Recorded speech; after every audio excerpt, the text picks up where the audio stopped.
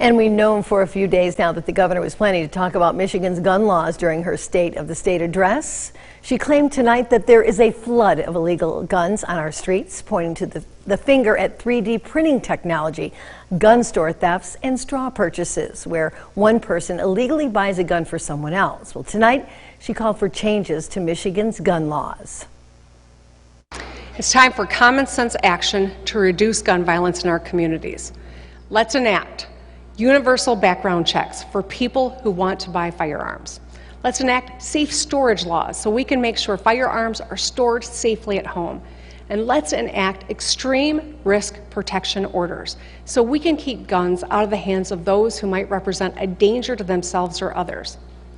If Florida and Indiana can get this done, we sure as heck can, right? Governor Whitmer's address comes after a historic election shifted power to Democrats in both the State House and Senate. And while Democrats do have a slim majority, Republican lawmakers say they're ready to push back on some of the governor's agenda. Josh Sanchez caught up with leaders from both sides of the aisle. Josh?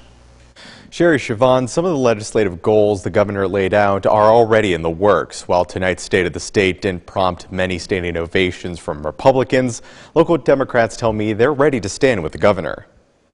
Governor Whitmer's focus on economics and education were drivers in her State of the State. Calls for universal pre-K education for eligible children and investments to draw in new business were applauded by Democrats.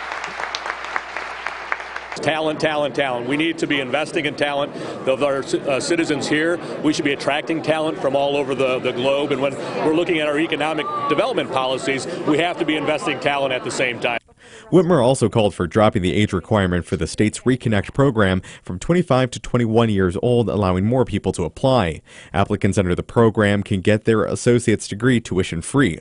The expanded opportunity struck a chord with State Senator Sarah Anthony. It is my top priority to make sure that people actually get the skills they need to fill the jobs of today and tomorrow. So it was a speech that I think reflected our Michigan values. So it was exciting to be in the room tonight. Across the aisle, Republican leaders called the address a victory lap for the governor and say many of her proposals lack details. I mean, this really looks like it was an audition for her for a presidential run in a lot of ways, but we didn't see any plans.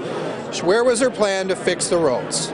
Okay, she's got a Democrat majority in the House and Senate. She ran on that the first time. There was no specific plan there. Other Republicans say some industries seem to be left out of the governor's plan and had little action set up for the short term. Tax relief for people right now.